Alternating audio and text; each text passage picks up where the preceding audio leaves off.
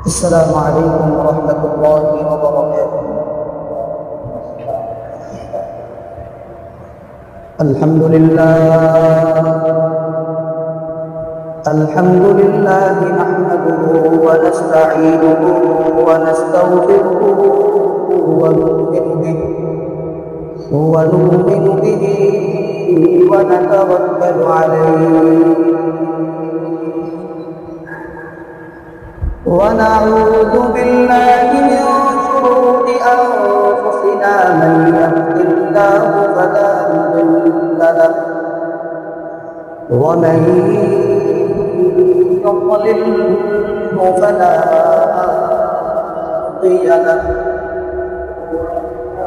ونشهد أن لا إله إلا الله وحده لا شريك له ونشهد أن سيدنا وسندنا وحبيبنا وحبيب قلوبنا وطبيب ربنا وقلوبنا ومولانا محمدا عبده ورسوله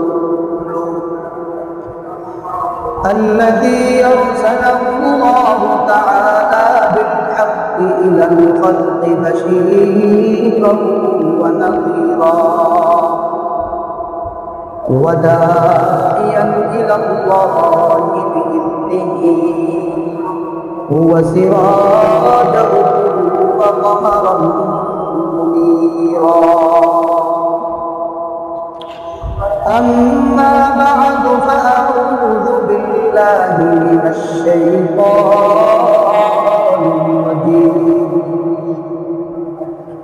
بسم الله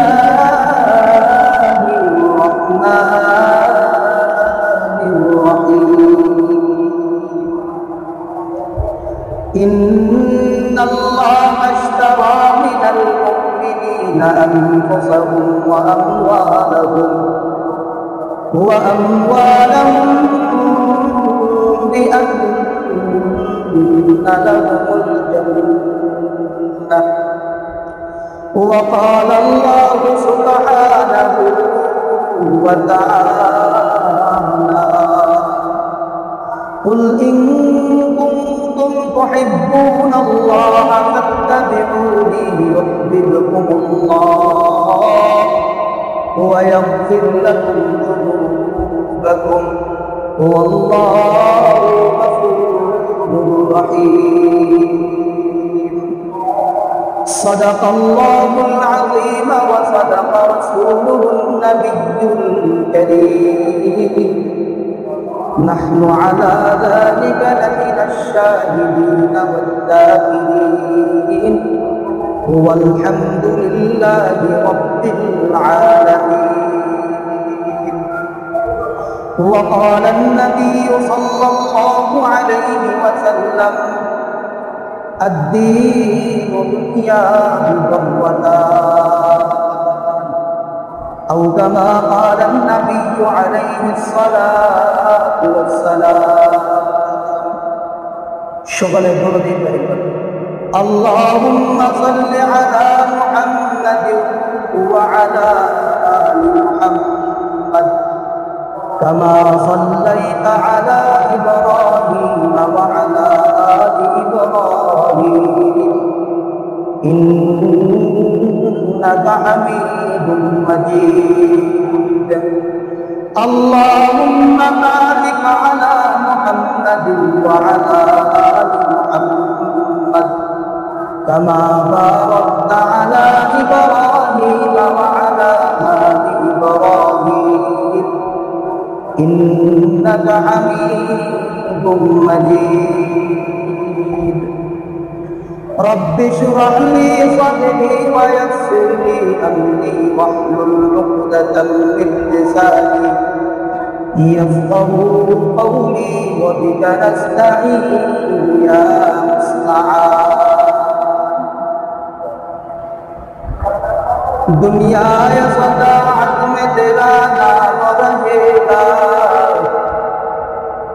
दुनिया सदाअत में तेरा नाम रहेगा, सिद्दीक़ तेरा नाम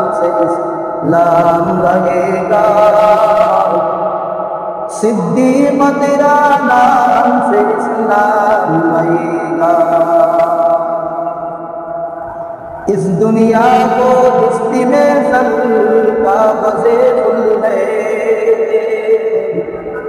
देखने में कुछ नहीं है वो मगर कुछ भी नहीं है, देखने में कुछ नहीं है वो मगर कुछ भी नहीं है।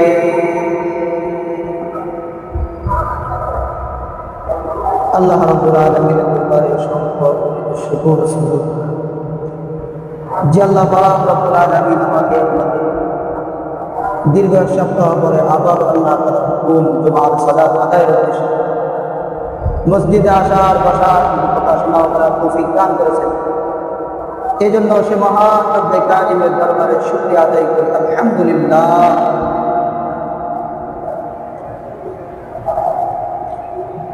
আজকে আমার আলোচনার বিষয় হলো নামাজ আমরা কেন করি না, নামাজ করলে আমাদের কি লাভ হইত, আর নামাজ না করার দ্বারা আমাদের কি লাভ। আল্লাহ রাব্বুল আলামিন কোরআনে কারীমের ভিতরে তার নবী করিম সাল্লাল্লাহু আলাইহি ওয়াসাল্লামকে ইরশাদ বলেন, হে নবী আপনি আপনার উম্মতদেরকে বলুন তারা যদি আমি আল্লাহ তাআলার মুহাব্বত পেতে চায়, তারা যদি আমি আল্লাহ তাআলাকে মুহাব্বত করতে চাই, তারা যেন আপনি নবী করিম সাল্লাল্লাহু আলাইহি ওয়াসাল্লামের ইত্তিবা অনুসরণ করে। যখন আপনি নবী করিম সাল্লাল্লাহু আলাইহি ওয়াসাল্লামের অনুসরণ করবে, আমি আল্লাহ তাআলার মুহাব্বত তাদের অন্তরে দিতে আমি আল্লাহ তাআলাকে আমি আল্লাহ তাআলা তাদের অন্তরের ভিতরে আমি আল্লাহ তাআলার মুহাব্বত দিয়ে দিব। যখন আপনার সুন্নাহ তরিকায় তারা চলবে, আমি আল্লাহ তাআলার মুহাব্বত তাদের ভিতরে দিব।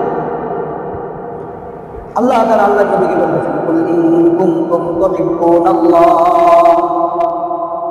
ফাত্তাবিউনি ইউহিব্বুকুমুল্লাহ ওয়া ইয়াগফির লাকুম যুনুবাকুম ওয়াল্লাহু গফুরুর রহিম।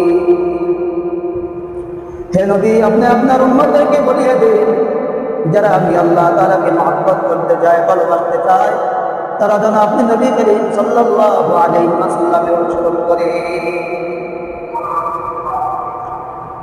অনুসরণ আমরা কিভাবে করবো? আল্লাহর নবী মুহাদ্দিসিনে কেরাম কিতাবের ভিতরে লেখেন, আল্লাহর নবী যা যা করে গেছেন দুনিয়ার ভিতরে, যা যা করছেন, যা যা করতে নিষেধ করেছেন, সমস্ত কিছু যখন বান্দা পরিপূর্ণভাবে পালন করবে, আল্লাহ তাআলার হুকুমের ভিতর যখন চলবে, নবী করিম সাল্লাল্লাহু আলাইহি ওয়াসাল্লামের সুন্নাত তরিকায় চলবে, তখন আল্লাহ তাআলার মুহাব্বত তাদের অন্তরের ভিতরে এসে যাবে। যখন আল্লাহ তাআলার আযমত আর মুহাব্বত তাদের অন্তরে আসবে, তখন বান্দা নামাজ ছাড়তে মনে চাইবে না, নামাজের ভিতরে কখনো অলসতা আসবে না। যখন বান্দা আল্লাহ ওয়ালা হয়ে যাবে, যখন বান্দা আল্লাহ তাআলার প্রেমের ভিতরে ঢুকে যাবে, দুনিয়ার সমস্ত কিছু সে ভুলে যাইবে। এই জন্য আল্লাহ তাআলার মুহাব্বত পেতে চাইলে নবী করিম সাল্লাল্লাহু আলাইহি ওয়াসাল্লামের অনুসরণ। আল্লাহ তাআলা কোরআনে কারীমের ভিতরে নামাজের কথা বলছে, আল্লাহ তাআলা কোরআনে কারীমের ভিতরে যাকাতের কথা বলছে, আল্লাহ রাব্বুল আলামিন কোরআনের ভিতরে হজের কথা বলছে, রমজানের রোজা রাখার কথা বলছে। কিন্তু আল্লাহর নবী অর্থাৎ আল্লাহ তাআলা আল্লাহর নবীকে বলেন যে আমি তোমাকে যে ইমানে যেভাবে শিখাইলাম, তোমার উম্মতদেরকে তুমি সেইভাবে বোঝাও। আল্লাহ তাআলা কোরআনে কারীমে বলে দিয়েছে যে নামাজ, নামাজের কথা, হজের কথা, যাকাতের কথা, রমজান মাসের রোজা রাখার কথা, কিন্তু এগুলা কেমনে করতে হবে, কেমনে আদায় করতে হবে তা তো করে না। আল্লাহর নবীকে আল্লাহ তাআলা দুনিয়ায় পাঠাইয়া উম্মত কিভাবে নামাজ পড়বে, নামাজ শিক্ষা দিয়েছেন। আল্লাহর নবী সাহাবাদেরকে বলে, আমি যেভাবে নামাজ আদায় করছি তোমরা সেভাবে নামাজ আদায় করো। আমি নবী করিম সাল্লাল্লাহু আলাইহি ওয়াসাল্লাম যেভাবে রোজা রাখছি তোমরা সেভাবে রোজা রাখো। আমি নবী করিম সাল্লাল্লাহু আলাইহি ওয়াসাল্লাম যেভাবে হজ করেছি, তোমরা ওইভাবে হজ করো। তাহলে আমি নবী করিম সাল্লাল্লাহু আলাইহি ওয়াসাল্লামকে অনুসরণ করা হইবে। তাহলে আমি নবী করিম সাল্লাল্লাহু আলাইহি ওয়াসাল্লাম অনুসরণ করব। যখন তুমি আমি নবী করিম সাল্লাল্লাহু আলাইহি ওয়াসাল্লাম অনুসরণ করবা, তখন আল্লাহ তাআলার মহব্বত আর রহমত তোমার অন্তরে বেঁধে যাইবে। মেরে ভাই দোস্ত বুজুর্গ, এই দুনিয়ার মহব্বত আমাদেরকে ক্লাস করে ফেলছে। দুনিয়ার মহব্বতে পড়ে যায় আখিরাতকে বলে ফেলছি, আর আখিরাতকে বলতে বলবে আল্লাহকে বলে ফেলছি। আল্লাহ আল্লাহ যে একজন আছে। দুনিয়ার ভিতরে চলতে হলে যে নামাজ আদায় করতে হবে, ওই নামাজের কথাও বলে গিয়েছি। দুনিয়ার এত ব্যস্ততা যে তাদের ফাঁকে ফাঁকে যে আল্লাহ তাআলার ইবাদত করতে হয়, সেই কথা আমরা ভুলে গিয়েছি। এই জন্য তো বুজুর্গ আশ্চর্য কথা বলে, দুনিয়া কিভাবে কামায়, দুনিয়া কামাইতে কামাইতে যে পরকাল আছে, সেই পরকালকে কিভাবে ভুলে গিয়েছে। বুজুর্গ সুন্দরভাবে কোরআনে বুজুর্গ কিতাবের ভিতর সুন্দরভাবে লিখছেন যে এক ভদ্রলোক এক কলস মিঠাই কিনছে। কি করছে ভাই? এক কলস মিঠাই কিনছে। মিঠাই কিনা ওই কুলি তালাশ করতেছে। তো এক কুলি এসে বলতেছে যে কোথাও যাবে? যে বলতেছে হ্যাঁ আমি যাবো। তো আমার শ্বশুর বাড়ির কাছে, তো আমার এই কলসটা তুমি মাথায় করে নিয়ে যাবে, তো আমি তোমাকে 2 আনা দিব, 2 টাকা দিব। তো কুলি মনে মনে ভাবলো তো 2 টাকা নিয়ে নি। কুলি ওই কলসকে মাথায় নিয়ে চলবে। কলসের মালিক সামনে আর কুলি পিছনে চলতেছে। চলতে চলতে কুলি মনে মনে ভাবতেছে এই 2 টাকা পায়, 2 টাকা দিয়ে একটা ডিম খরিদ করবো, ডিম খরিদ করবো।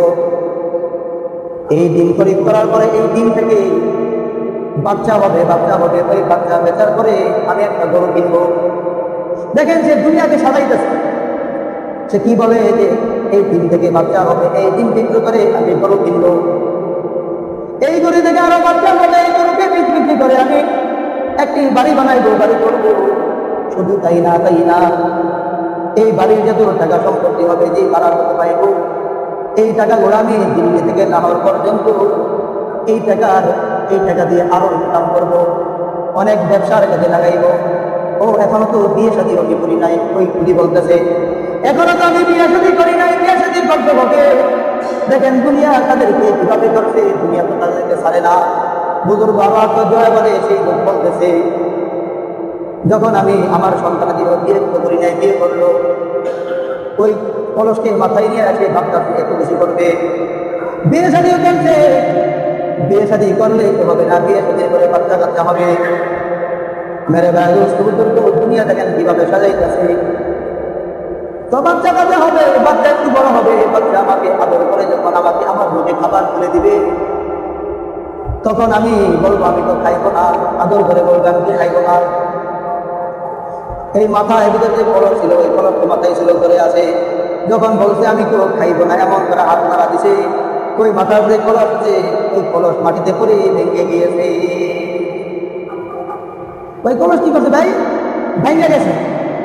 তখন ওই কুলি বলে হাই আফসোস, কি বলে? আর যে ওই কলসের মালিক ছিল সে বলে তুমি আমাকে সর্বনাশ করে বলছো।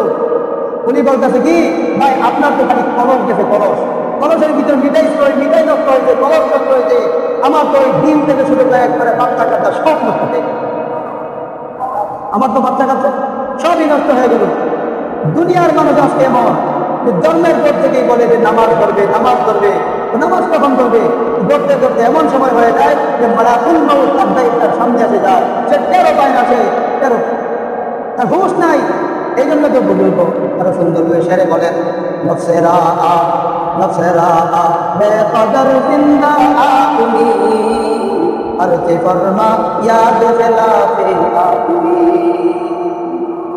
বুজুর্গ সুন্দরভাবে এই কথার ভিতরে বুঝাইতেছে এই দুনিয়ার যে বেশি মহব্বত করছে সে দুনিয়াকে ধরতে পারে নাই, দুনিয়া তার থেকে দূরে চলে গিয়েছে।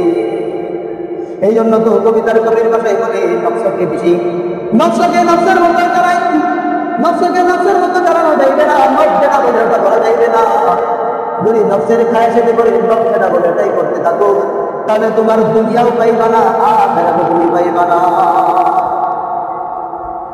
আর আখিরাত কথা হইলে নফসের বিরুদ্ধে চলতে হবে। এই জন্য তো বুজুর্গ আরো আশ্চর্য করে বলেন যে দিল্লির নিজামুদ্দিন আউলিয়া রহমাতুল্লাহি আলাইহির নাম অনেকে শুনতেন, শুনতেন না? দিল্লির নিজামুদ্দিন নাম শুনতেন না ভাই?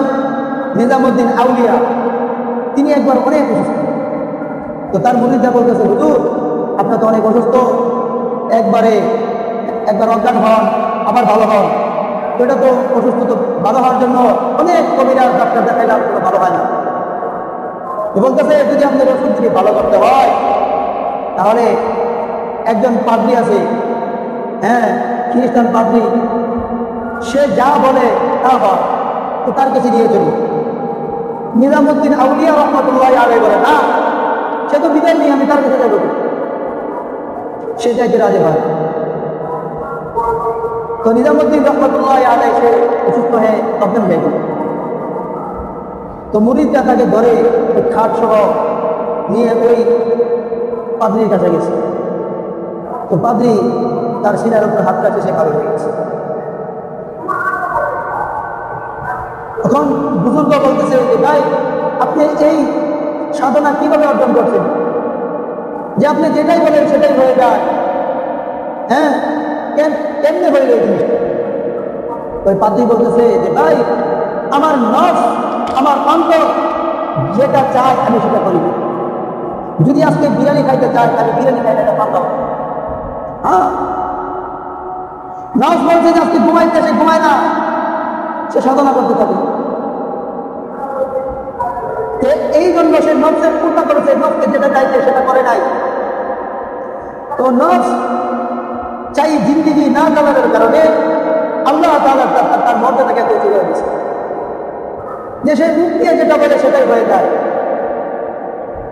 অনেক রোগী তার দ্বারা ভালো হয়েছে, সে বলতে তুমি ভালো হও, তার শরীরে হাত ঘুরাই দিতে সে ভালো হয়েছে। তো এই বুজুর্গ বলতেছে ভাই এত সাধনা করেছেন, আপনি কি মুসলমান হইতে মনে যায় না? বুজুর্গ বলতেছে আপনার কি মুসলমান হইতে মনে যায় না? ওই পাদ্রী বলে না না, আমার তো মুসলমান হইতে মনে যায় না। তো তারা মুসলমান হন, আপনার নফস যেটা চায় না সেটা আপনি করেন না, নফস যেটা চায় এটা করেন না আপনি, নফস তো আপনার মুসলমান হইতে মনে চায় না, বলতেছে মুসলমান হন। তো ওই পাদ্রী মুসলমান হয়ে আল্লাহ তাআলা তার মর্যাদাকে আরো বাড়াইয়া দিছে। এই জন্য তো ওই বুজুর্গ আশ্চর্য হয়ে বলে নফসে রাহা বেকদর জিন্দা আদমি হর যে ফরমা ইয়াদ ফেলাফি আদমি। নফস যেটা চায় ওটা যদি তুমি করতে থাকো, নফস যেটা চাই তুমি যদি ওটাই করতে থাকো, তুমি পশুর চেয়েও খারাপ হয়ে যাইবা। দেখবেন পশুর যেটাই মনে চায় সে সেটাই করতে থাকে, যেটা মনে চায় সেটাই করতে থাকে, মালিকের হুকুম পর্যন্ত মানে না। মানে আমরা হলাম মুসলমান, আমরা যখন আল্লাহ তাআলার হুকুমকে, আল্লাহ তাআলার বিধিবিধানকে মানব, আমি আল্লাহ তাআলা আমাদেরকে ফেরেশতার চেয়েও দামি বানায় দিবে।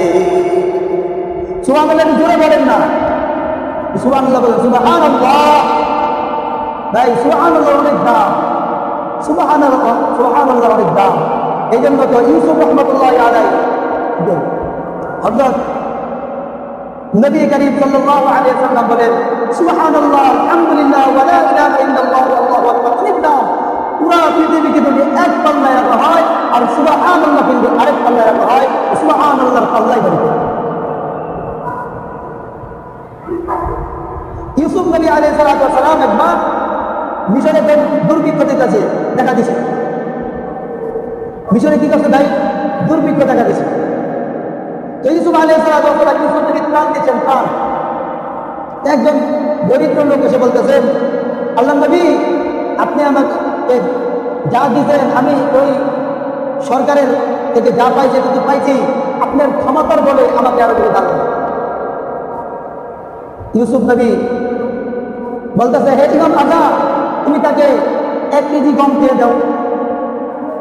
1 কেজি গম তাকে দিয়ে দেওয়া হলো। ওই লোক বলতেছে, নবী আমাকে আরো দেন। আরো দেওয়া হলো, একে 3 কেজি দিয়ে দিল। সে আরো বলতেছে আমাকে আরো দেন। ইউসুফ নবী বলতেছে, হে ভাই, তোমাকে যদি একে 3 কেজি গম দিয়ে দেয়, তা আরো তো সিরিয়ালে অনেক লোক আছে, তারাও তো অনাহারে আছে, তাদের কি তো ওই লোক বলতেছে যে ইউসুফ নবী, আপনি যদি জানতেন আমি কে, তো যতবার চাইতাম আপনি আমাকে ততবার দিতেন, যতবার চাইতাম ততবারই দিতেন। তো ইউসুফ নবী আশ্চর্য বললেন, ইয়া আখি, হে ভাই তুমি কে?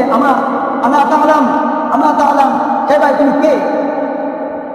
শেষ ওই লোক বলতেছে, আমি তো ওই দুলনায় শুয়ে থাকা শিশুটা, যে নাকি জুলেখার হাত থেকে আপনাকে একাত্মবাদের সাক্ষী দিয়ে আপনাকে বাঁচিয়েছে।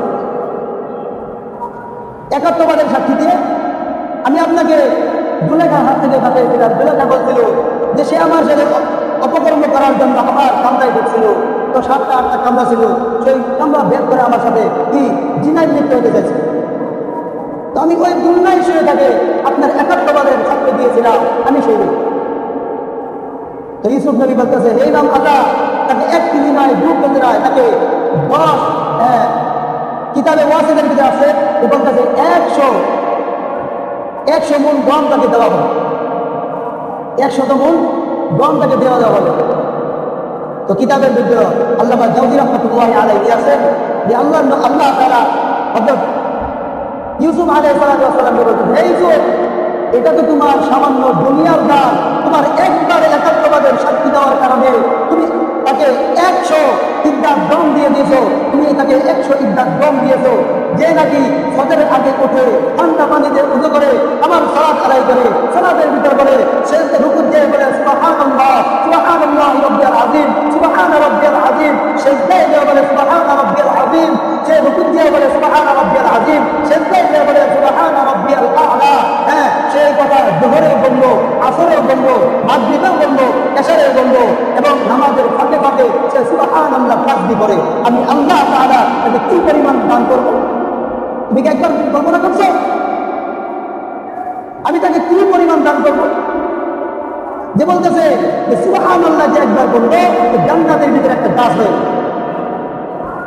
কিতাবে ওয়াসিদের ভিতরে নিয়ে আসছে যে ওই গাছের ছায়ার পিছনে যদি একটি তেজি ধরা 500 পর্যন্ত, 500 বছর, কোন মুহাদ্দিসিনে কেরাম বলছেন 1000 বছর পর্যন্ত যদি ওই গাছের পিছনে ছায়া ঘোড়া দিয়ে দৌড়াইতে থাকে, তেজি ঘোড়া, আরবের লাল তেজি ঘোড়া যদি দৌড়াইতে থাকে, তাও সেনা পেতে থাকে, এত বড় হবে গাছের।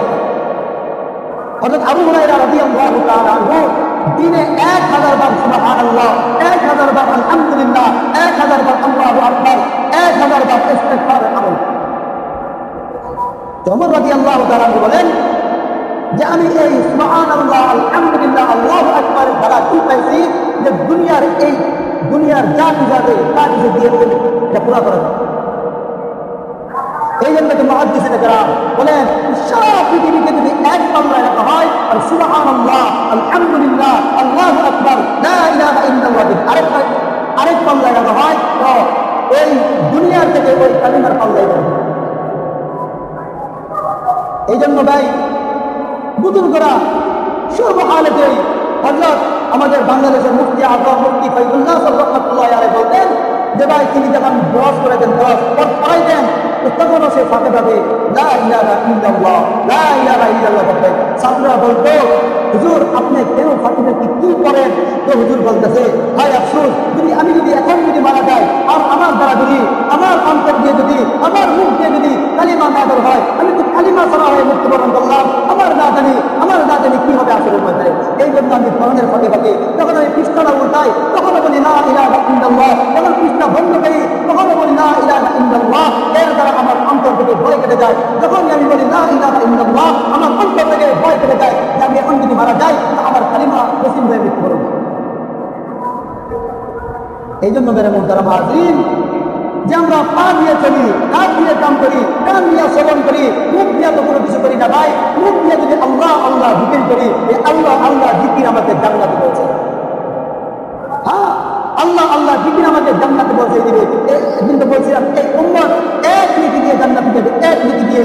মেরে মুহতারাম হাজিরিন, আল্লাহর নবী হাদিসের ভিতরে বলছেন অল্প আমলেই আমাদের জন্য যথেষ্ট, বেশি আমলের দরকার নাই, বেশি বুজুর্গের দরকার নাই। এই জন্য তো বুজুর্গ বলে বুজুর্গ কি নেহি हमको जरूरत गुलाम अपना बना हमको खुदाया, बुजुर्ग की नहीं हमको जरूरत गुलाम अपना बना খুদায়া, হে আল্লাহ আমার বুজুর্গের কোনো দরকার নাই, আমার কোনো পীর কারণের দরকার নাই, আমি পীর হইতে চাই না, বুজুর্গ হইতে চাই না, তুমি আমাকে তোমার বানা দাও। আল্লাহ বলে যে আমার হয়ে গেল আমি তো তার হয়ে গেলাম, যে আমার হয়ে গেল তার জন্য তো জান্নাত কোনো কিছুই না। তাদের জন্য জান্নাত কিছু? যে প্রেমিক সে যদি প্রেমিকাকে পেয়ে যায়, হ্যাঁ, তার জন্য কি আর কোনো কিছু লাগে? তার সব পেয়ে গেল। এই জন্য তো হ্যাঁ ওই মজনুন লাইলি মজনুন গল্প আপনারা অনেকে শুনছেন, যে সে রাস্তার কুকুরকে পর্যন্ত তার বাড়ির যে কুকুর আছে তাকে মহব্বত করত, যে সে লাইলিকে মহব্বত করত, যে আশেক তো তাকে বলে আশেকারা মগদে বা সব কিছু সাদা। আশেক তো তাকেই বলে যে নাকি সর্বদাই সর্বদাই আশেকের প্রেমে পড়ে থাকে, আশেক আশেক হওয়ার জন্য সর্বদাই লেগে থাকে, যে একটু যদি সে আমার সাথে কথা বলতো, একটু যদি আমার সাথে দেখা করতো, তুই না বলবো। আল্লাহ বলে যে নাকি আমি আল্লাহ তাআলা হয়ে গেল, আমি তো আল্লাহ তাআলা হয়ে গেলাম, যে আমি আল্লাহ তাআলা হয়ে গেল তার জন্য তো জান্নাত কোনো কিছুই না।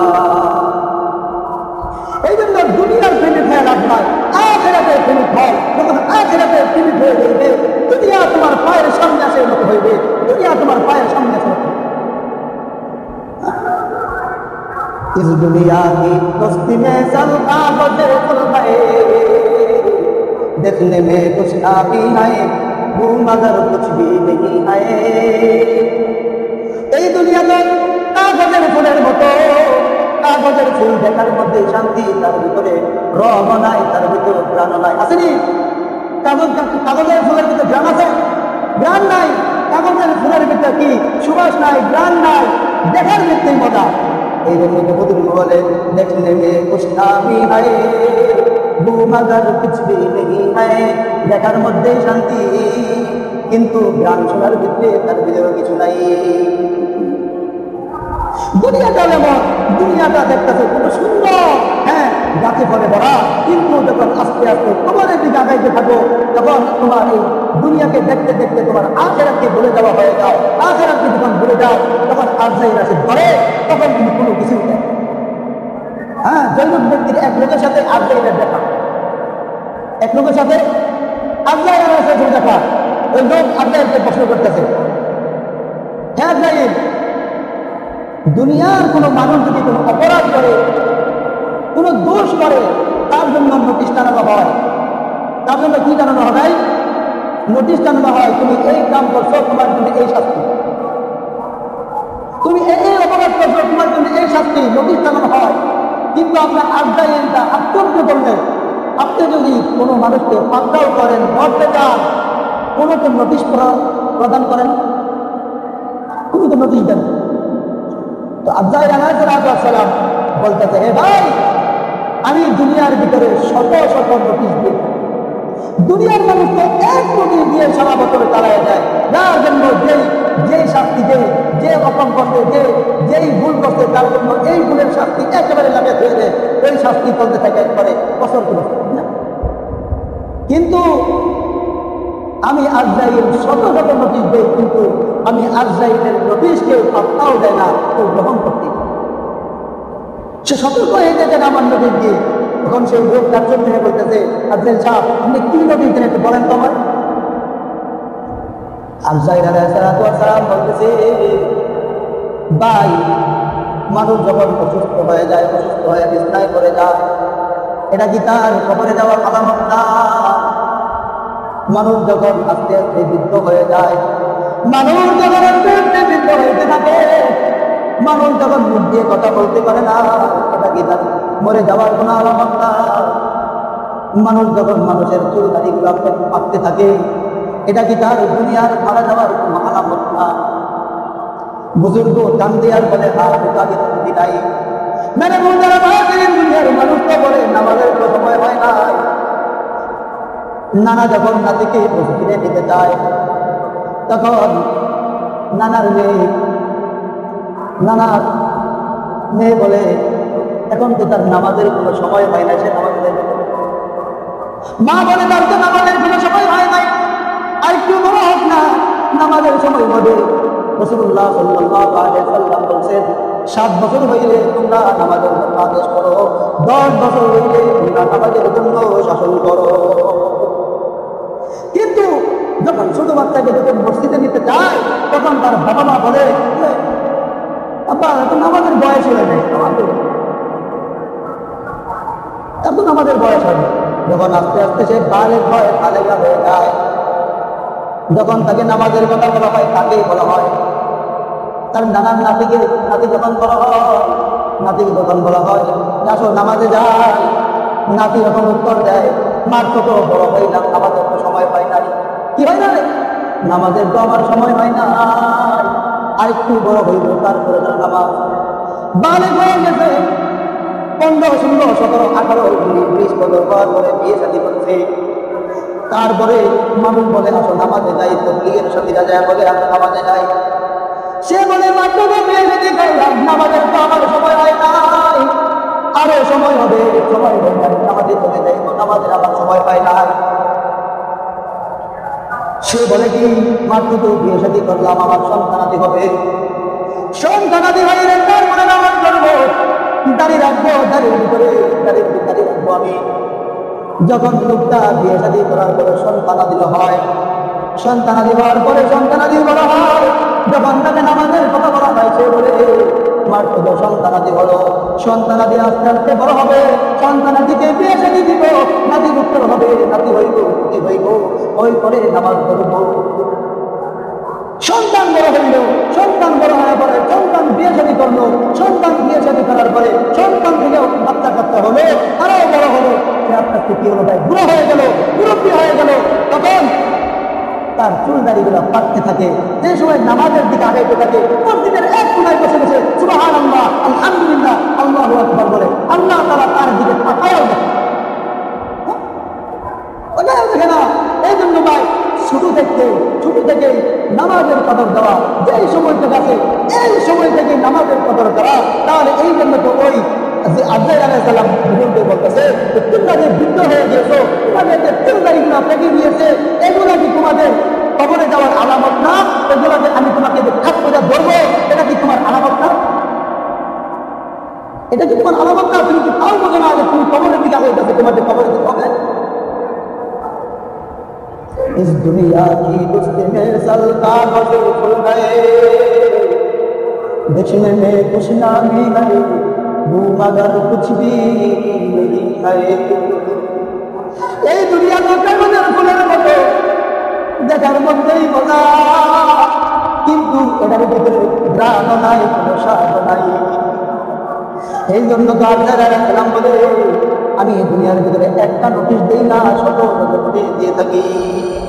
এই জন্য তো আল্লাহ রাসূল সাল্লাল্লাহু আলাইহি ওয়াসাল্লাম হাদিসের ভিতরে বলে, সময় থাকতে সময় কদর দাও, সময় থাকতে সময় মূল্য দাও, সময় ফুরাই গেলে ওই সময়ের মূল্য দিয়ে কোনো লাভ হবে না।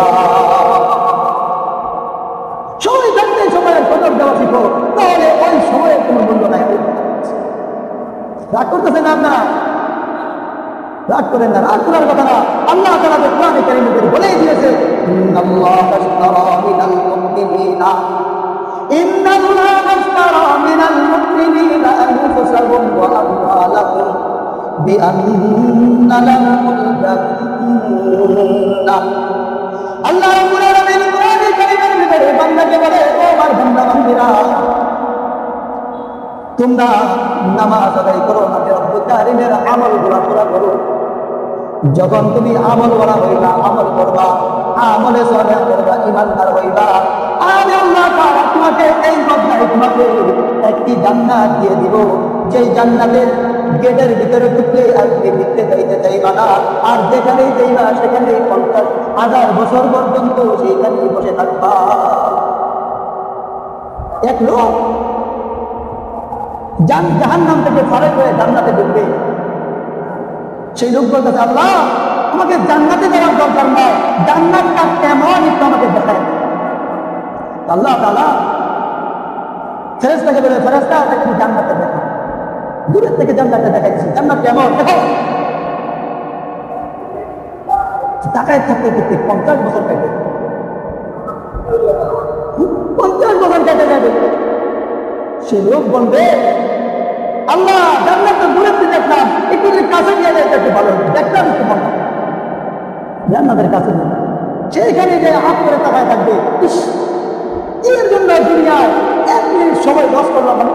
একবার যদি সুবহানাল্লাহ বলতাম, হাদিসের ভিতরে মুহাদ্দিসের কেরাম কিতাবের মধ্যে লিখছেন যে দুনিয়াতে মানুষ এমন আফসোস করবে, আখিরাতে যে মানুষ এমন আফসোস করবে যে বলতেছে যার জান্নাত একতলা সুন্দর হবে, জান্নাত থেকে যখন ঝাড়ু দিয়ে ময়লাগুলো মারাইবে, নিজেরা বলবে ইস তাদের ময়লাগুলো খুব সুন্দর, আর একটু ইবাদত করতাম আর একটু সুন্দর হইতো।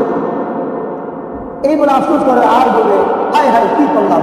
ইয়া আইয়ুহাল্লাযীনা আমানু তাকুল্লাহা হাক্কা তুকাতিহি ওয়া লা তামুতুন্না ইল্লা ওয়া আনতুম মুসলিমুন। আল্লাহ তো কোরআনে কারীমের ভিতরে বলে দিয়েছেন, তোমরা ঈমানদার হয়ে এমন ঈমানদার হয়ে মৃত্যুবরণ করো, কেননা ওই কবর বড় ভয়াবহ। এই জন্য ভাই দুনিয়া থাকতে এই দুনিয়াকে কামানোর চেষ্টা করে না করিয়া আখিরাতকে কামাও। যখন আখিরাতকে কামাইতে থাকবা, দুনিয়া থাকবে অতিরিক্ত তোমার কামাই হয়ে যাচ্ছে। এই জন্য ভাই আমাদেরকে আখিরাতকে মহব্বত করা আর দুনিয়াকে ছেড়ে দেওয়ার তৌফিক দান করো। আল্লাহ তাআলা আমাদেরকে নামাজের ভিতর আগ্রহ পয়দা করার তৌফিক দান করো। আল্লাহ তাআলা আমাদেরকে নামাজওয়ালা বান্দা হওয়ার তৌফিক দান করো। দুনিয়ার সব কাজের থেকে ফারেক করে আল্লাহ তাআলার হুকুম পুরা করার ভিতরে আল্লাহ তাআলা আমাদেরকে শামিল করো। আল্লাহ তাআলা যে কথাটুকু বললাম সর্বপ্রথম আমাকে এবং আপনাদেরকে আমল করার তৌফিক দান করো। ওয়া আখির দাওয়ানা আলহামদুলিল্লাহি রাব্বিল আলামিন। যারা কবলার সালাত আদায় করেনি, আসসালামু আলাইকুম।